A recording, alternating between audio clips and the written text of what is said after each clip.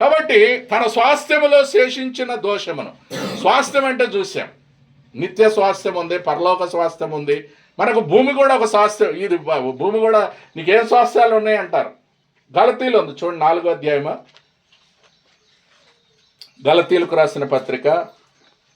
ఆ స్వాస్థ్యాన్ని మనకు అనుగ్రహించినాడు, పరలోక స్వాస్థ్యాన్ని పరిశుద్ధులుగా తీర్చినాడు. పాపిని పరలోకములో అంటే ఎంత ధన్యులుగా చేశాడు నిన్ను నన్ను. కాబట్టి ఆ ధన్యతను బట్టి ప్రభువును ఆరాధిస్తాం ప్రియులారా. నువ్వు నేను కూడా అలాంటి ధన్యులుగా చేశాడు. అన్యుడినైనా నన్ను ధన్యుడిగా చేశావు, ఎరకపోతే ఎరిగేటట్టు చేశావు, నీ భయాన్ని నాకు ఇచ్చినావు. కాబట్టి అలాంటి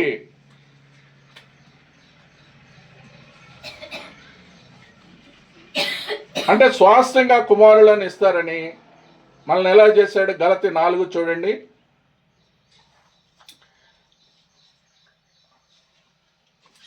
4వ అధ్యాయము 4వ వచనం. కాలం పరిపూర్ణమైన దేవుడు తన కుమారుని పంపాడు. ఆయన స్త్రీ యందు పుట్టి మనము దత్తపుత్రులము కావాలనని ధర్మశాస్త్రమునకు లోబడి ఉన్న వారిని ధర్మశాస్త్రమునకు లోబడిన వాడాయన. మరియు మీరు కుమారులైన నాయన తండ్రి అని మొరపెట్టు తన కుమారుని ఆత్మను దేవుడు మన హృదయంలోనికి పంపారు. కాబట్టి నీవు ఒక దాసుడవు కావు, కుమారుడు అయితే దేవుని ద్వారా వారసత్వం ఇచ్చారు. ఇక ఎవరు వారసులు? తండ్రి ఆస్తికి ఎవరు వారసులు? స్వాస్థ్యానికి కుమారులే వారసులు. మరి నువ్వు కుమారుడు అయితే కుమార్తె అయితే ఆ స్వాస్థ్యం వస్తుంది, పరలోక స్వాస్థ్యం. అందరికీ రాదు కాక, నీ బిడ్డలకే ఇస్తావు కానీ నీ ఆస్తి ఎవరి వాళ్ళకి ఇస్తారక్క? రాదు. మనము ఆయన బిడ్డలు ఆయన కుమారుడు అయితే ఆ స్వాస్థ్యం మనకు వస్తుంది. మరి నువ్వు ఆ కుమారుడు కుమార్తె అయ్యావా? ఆ పరమతండ్రి కుమార్తె అయితే ఆయన ఏమిస్తాడు? యాకోబు పత్రిక చూడండి, ఆ స్వాస్థ్యంలో నువ్వు అయితే యాకోబు ఏమిస్తాడంట దేవుడు? 1వ అధ్యాయము 17వ వచనం. శ్రేష్టమైన ప్రతి ఈవియు సంపూర్ణమైన ప్రతి వరమును పరసంబంధమైన జ్యోతిర్మగు తండ్రి యొద్ద నుండి చూడండి, తండ్రి యొద్ద నుండి వస్తుంది. పరసంబంధమైనది, పరమ స్వాస్థ్యం, అది పరలోక సంబంధమైనది. శ్రేష్టమైన ప్రతి ఈవియు సంపూర్ణమైన ప్రతి వరాన్ని నీకు ఇస్తాడు. వరం అంటే గిఫ్ట్, బహుమానం. ఆయనే గిఫ్ట్గా వచ్చాడు. చెప్పనా చెక్కిమని కానీ ఆయన వరమును గురించి దేవునికి స్తోత్రం. మనము కూడా ఎట్టా రక్షించబడ్డాం అండి? మన పాపములు ఎప్పుడైతే ఒప్పుకున్నామో, మన పాపాలకు విమోచన కలిగినప్పుడు, అవి విమోచించబడి మనము కూడా రక్షించబడి మనం బాప్తిసం తీసుకుని సాక్ష్యం ఇచ్చినప్పుడు అప్పుడు పరిశుద్ధాత్మ వరం మనకి ఆ వరం ఇచ్చాడు. అది కూడా పరిశుద్ధాత్మ వరం, గిఫ్ట్ అనమాట. ఆ స్వాస్థ్యాన్ని ఇచ్చినాడు, పరిశుద్ధ వరాన్ని ఇచ్చినాడు, ఆ చెప్పన చెక్కిమ కానీ సంతోషం ఇచ్చినాడు హృదయంలో. ఇలాంటి స్వాస్థ్యాన్ని మనకు అనుగ్రహించిన దేవునికి, నిత్య స్వాస్థ్యానికి. అందుకే ప్రియులారా, ఆ తండ్రి శ్రేష్టమైన ఇవిస్తాడు నీకు. అది అందరికి ఇవ్వరు, ఆ దేవుని నమ్మిన బిడ్డలకే ఆ శ్రేష్టమైన ఈవి, ప్రతి ఆశీర్వాదం మనకు అనుగ్రహిస్తాడు. కాబట్టి తన స్వాస్థ్యంలో శేషించిన వారి దోషను పరిహరించి వారు చేసిన అతిక్రమముల విషయమై వారిని క్షమించి దేవుడైన నీతో సమానుడైన దేవుడు ఉన్నాడా. కాబట్టి 18వ వచనం, మీకా 7:18లో ఆయన దోషాన్ని, మన పాపాన్ని పరిహరించాడు, మన అతిక్రమాలను తుడిచివేశాడు, ఇంకా మనలను, మన పాపాలను క్షమించి ఆయనతో సమానుడైన దేవుడు ఉన్నాడా? క్వశ్చన్ అనమాట. ఉన్నారండి? ఎవరు లేరు. అందుకే ఆంధ్ర క్రైస్తవులు ఒకటి ఉంటుంది, సమానులు. సమానులెవరు ప్రభో, నీ సమానులెవరు ప్రభో, సమానులెవరు ప్రభో. ఆయనతో సమానులు ఎవరు లేరు. కాబట్టి సమానులు ఎవరు? నీతో సమమైన దేవుడు ఉన్నాడా? ఎవరు లేరు. దేవతలను చెప్పుకునేవారు దేవుళ్ళు కానీ. అందుకే అన్నారు, నీవు వారిని క్షమించి దేవుడా, నీతో సమానుడైన దేవుడు ఉన్నాడా? క్వశ్చన్ మార్క్ వేశారు అక్కడ. నీతో సమానుడైన ఎవరన్నా ఉన్నారండి? ఎవరు కూడా లేరని అర్థం. అందుకే ఆయనే ఆ సమానులైన, అందరికంటే ఉన్నతమైన స్థలాల్లో నివసించిన దేవుడు, భూమి ఆకాశాలను సృజించిన సృష్టికర్త, సముద్రాలని ఆయన మాటను అన్నీ వింటున్నాయి సృష్టిలో. మీరు చూడండి, సృష్టిలో ప్రతి వస్తువు ఆయన మాట వింటదండి. విన్నదక్క?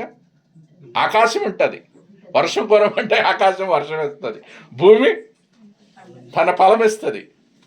అగ్ని అంటే చూడండి, మీరు ఏదన్నా కానీ కురవమంటే కురస్తుంది, ఆగమంటే ఏలియా వర్షాన్ని కురవమంటే కురవదా? అంటే సృష్టి ఆయనకు లోబడుతుంది. సముద్రం కూడా గాలి ఆగంటే, పంచభూతాలు ఆయన స్వాధీనంలో ఉన్నాయి. పంచభూతాలు అగ్ని, భూమి, ఆకాశం, సముద్రం మొత్తాన్ని ఆయన చేతులు. ఆగు అంటే ఆయన మాట ఉంటుంది.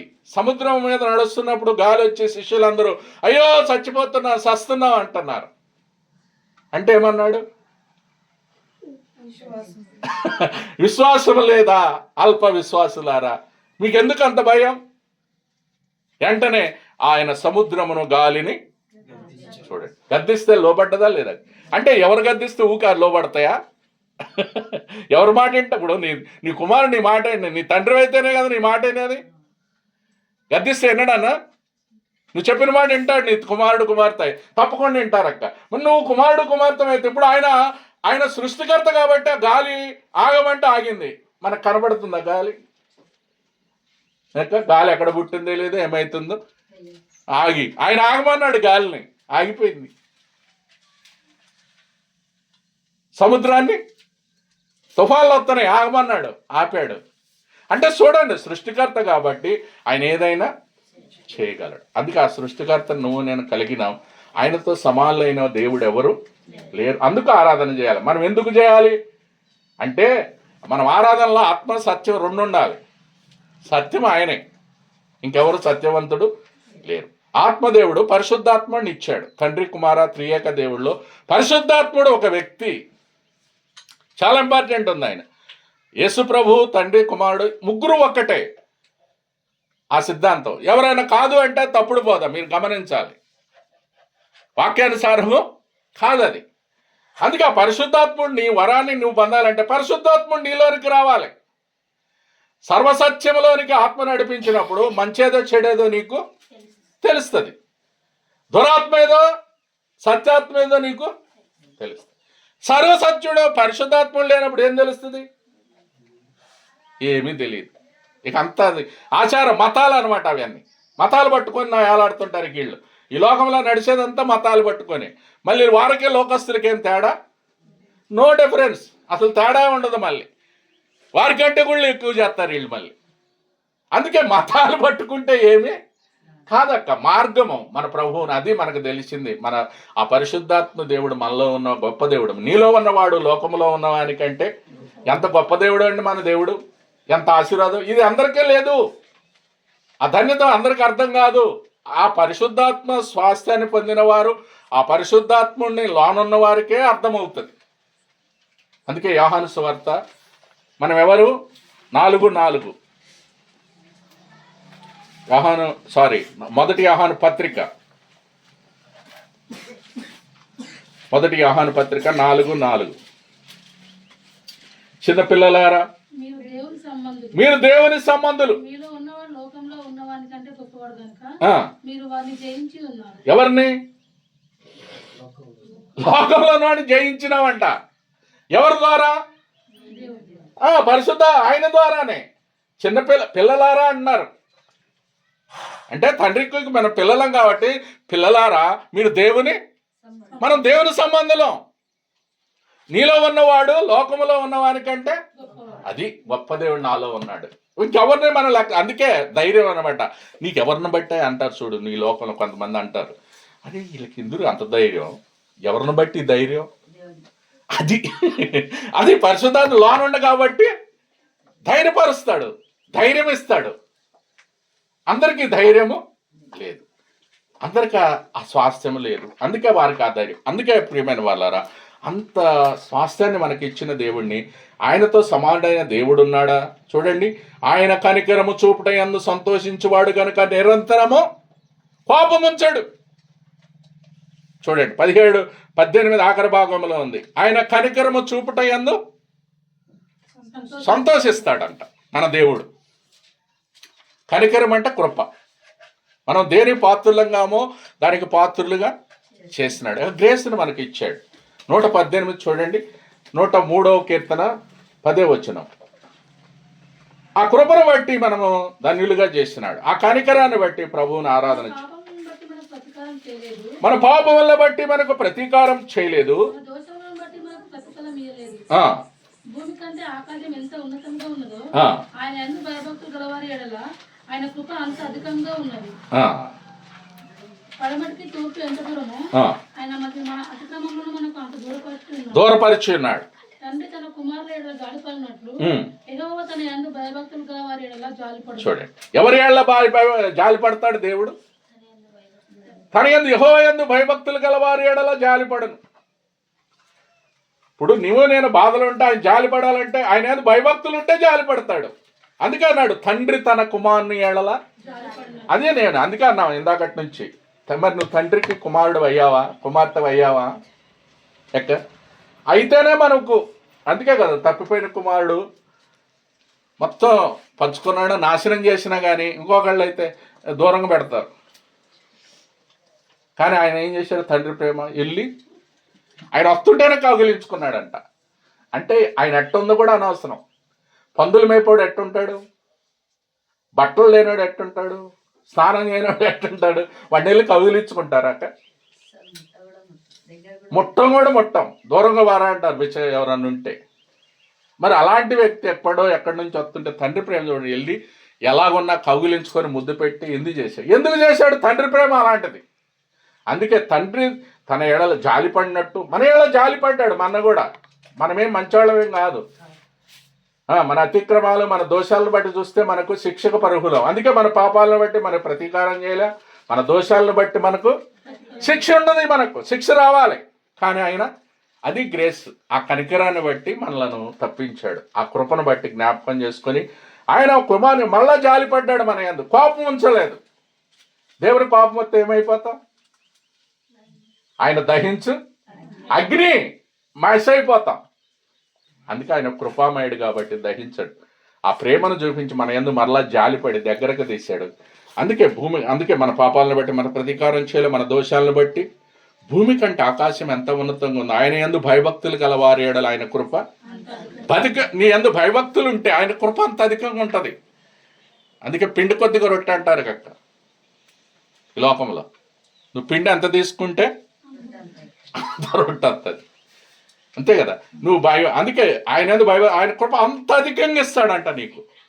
ఆ కృప గ్రేస్ అనేది చాలా ప్రాముఖ్యం. తర్వాత పడమడిగా మన పాపాలు కూడా కొంతమందికి చాలా డౌట్, రక్షించబడ్డానా నేను, నా పాపాలు క్షమించబడ్డా, ఇంకా డౌటే. అందుకే అన్నాడు ఇక్కడ, తూర్పుకి పడమటికి ఎంత దూరమో నీ పాపములు అంత దూరం పడేశానండి. ఇప్పుడు మనం చదివిన భాగంలో ఎక్కడేసానన్నాడు? మీకా 7 అందులో మన పాపాలు ఎక్కడ పడేసాడంట? సముద్రపు అగాధంలో పడేసాడండి. తూర్పుకి పడమటికి ఎంత దూరమో అంత దూరం పడేసాడంట. ఇంకా వాటిని అన్నాడు యెషయా గ్రంథంలో ఉంటుంది, ఇంకా పాపం నేను ఎన్నడూ జ్ఞాపకం చేసుకున్నాను. నేను ఆయన జ్ఞాపకం చేసుకున్నాను మొర్రు, నేను జ్ఞాపకం చేసుకున్నాను, నువ్వు భయపడు. కానీ ఆయన అంటుంటే నీకు డౌట్ అయ్యా, నేను రక్షించబడ్డామా, నా పాపాలు క్షమించబడ్డా? కొంతమంది డౌట్ ఉంటుందండి. కానీ ఆయన అంటాడు నీ పాపములు క్షమించాను, ఇంకెన్నడూ జ్ఞాపకము చేసుకొనను. సముద్రపు అగాధాలు ఉన్నాయంట. అగాధంలో కలిసినాక ఆటి జోలి ఇంకెందుకు నీకు? పొద్దాగా ఆటిని ఎందుకు జ్ఞాపకం చేసుకుంటావు నువ్వు? ఏనా ఆయన ఎక్కడేసానంటుండో చూడండి. ఆయన కనుబరుడు చూపుట యందు సంతోషించేవాడు కనుక నిరంతరము కోపముంచడు. 19 ఆయన మరలా మన యందు జాలిపడును. కుమారుడి ఎలా జాలిపడినాడు, మన యందు జాలిపడును. మన దోషములను అణిచివేయును. వారి పాపములన్నిటిని సముద్ర అగాధములో నీవు పాపాలని సముద్ర అగాధంలో పడేశాడు. ఇక వాటిని జ్ఞాపకము చేసుకున్నాడు. ఎంత ధన్యులుగా చేశాడు. అది అలాంటి కృపను ఇచ్చాడు. మన పాపాలు జ్ఞాపకం చేసుకున్నాడు, అంత దూరం పరిచాడు. మన అతిక్రమాలను బట్టి మనకు ప్రతీకారం చేయలేదు కాబట్టి మనము శిక్ష పాత్రలో అంత కృపను ఇచ్చినాడు. అందుకే కృప నిరంతరం కోపం ఉంచాడు దేవుడు. కోపము 30వ కీర్తన చూడండి, ఒక మాట చదివి మనం ఆరాధనకి వెళదాం. కీర్తనల గ్రంథం 30వ అధ్యాయము 4వ వచనం. కోపపడు కానీ పాపం చేయకూడదు. ఆయనను కీర్తించుడి, కీర్తించుడి, ఆయన పరిశుద్ధమైన జ్ఞాపకార్థ నామం బట్టి ఆయనను స్తుతించుడి. స్తుతించుడి. ఆయన కోపం నిమిషం మాత్రం ఉండును. ఆయన కోపం ఎంత?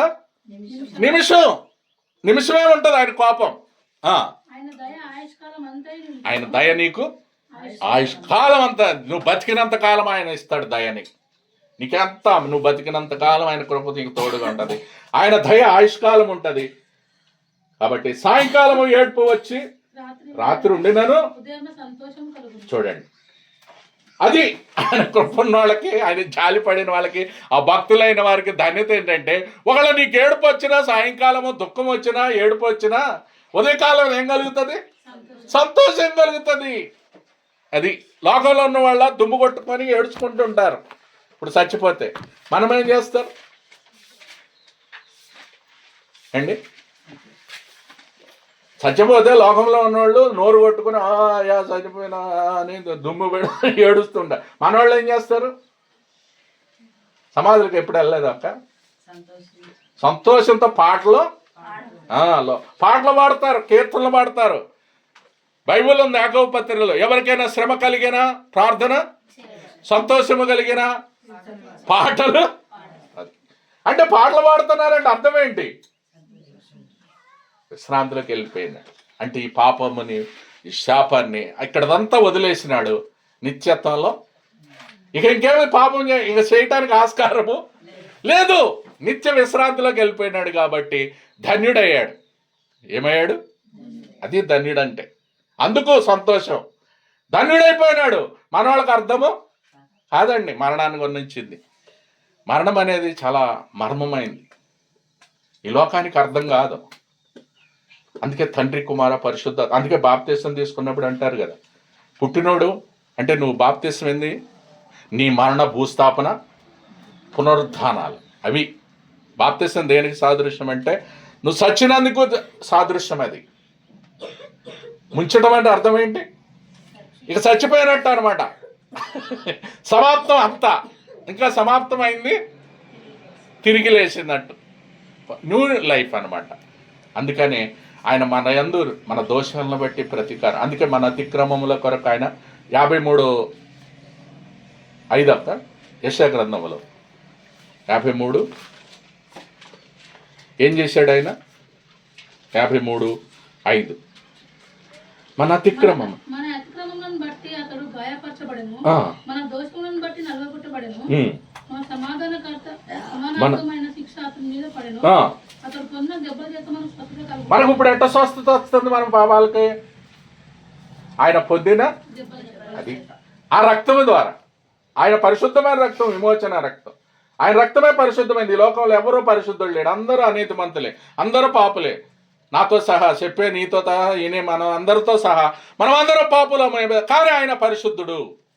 అందుకే ఆయన మన అతిక్రమాలను బట్టి ఆయన గాయపరచబడెను, మన దోషములను బట్టి నలగొట్టబడెను, మన సమాధానార్థమైన శిక్ష అతడు పొందిన దెబ్బల చేత మనకు. కాబట్టి పాపమునకు స్వస్థత, పాప రోగానికి స్వస్థత ఆయన దెబ్బల చేత మనకు స్వస్థత కలిగింది. ఆయన రక్తము పరిశుద్ధమైంది. ఆ రక్తము ద్వారా స్వస్థత వస్తుంది, విమోచన వస్తుంది. ఆ రక్తము, అందుకే అందరి పాపములు, ఇదిగో లోక పాపములను మోసుకొని పోవు దేవుని. ఏం మోసుకొని పోయింది? లోకంలో ఉన్న పాపము, శాపము మొత్తాన్ని మోసుకొని వీటి మీద. అది గొర్రెపిల్ల వధించబడ్డది. 3వ వాగ్దానం ఏంది ఉందండి? గొర్రెపిల్ల జీవజలముల బుగ్గల యొద్దకు వారిని. ఆ గొర్రెపిల్ల వధించబడ్డది. ఆ జీవజలముల బుగ్గల యొద్దకు మనల్ని నడిపిస్తాడు. అదే వధించబడిన గొర్రెపిల్ల. మరి ఆ గొర్రెపిల్ల అంటే చూడండి, అందరితో తప్పారు, కానీ ఆయన మన కొరకు వధించబడ్డాడు. ఆ కలువరి శిలువలో రక్తమంతా కార్చాడు. నీ కొరకు, నా కొరకు చనిపోయి సమాధి చేయబడి తిరిగి. ఇప్పుడు మనం ఏం చేయాలా? నీ పాపాల కొరకు విమోచన కలిగితే ధన్యుడు. లేకపోతే మన పాపాలని మనం ఒప్పుకొని ఎడలా ఆయన నమ్మదగిన వాడు, నీతిమంతుడు కనుక మన పాపములన్నిటినీ క్షమిస్తాడు. సమస్త దుర్నీతి నుండి పవిత్రునిగా. ఏది పవిత్రునిగా చేసేది? ఆయన రక్తం. అది ఆ రక్తం కిందకి రావాలి. అందరూ ఆ రక్తం కింద విమోచన. ఆ రక్తంలో జీవం ఉంది, స్వస్థత ఉంది. ఆయన పొందిన దెబ్బల చేత మనకు స్వస్థత. అది జ్ఞాపకం చేసుకొని ప్రభువుని మనము ఆరాధన చేస్తాం. 18, 19 2 వచనాలు మీకా గ్రంథము చాలా ప్రాముఖ్యమైనవి. ఈ వచనాలు మనం కూడా చూడండి, మళ్ళా చదివి అందరం కూడా మీకా 7వ అధ్యాయము 18, 19 2 వచనాలు చదువుదాం. తన స్వాస్థ్యములు శేషించిన వారి దోషమును పరిహరించి వారు చేసిన అతిక్రమముల విషయం వారిని క్షమించు దేవుడు నీతో సమానుడైన ఉన్నాడా? ఆయన కనికరము చూపుట యందు సంతోషించేవాడు గనుక నిరంతరము పాపము ఆయన మరలా మన యందు జాలిపడును, మన దోషములను అణిచివేయను, వారి పాపములన్నిటినీ సముద్ర పగాధములో నీవు అంత ధన్యుల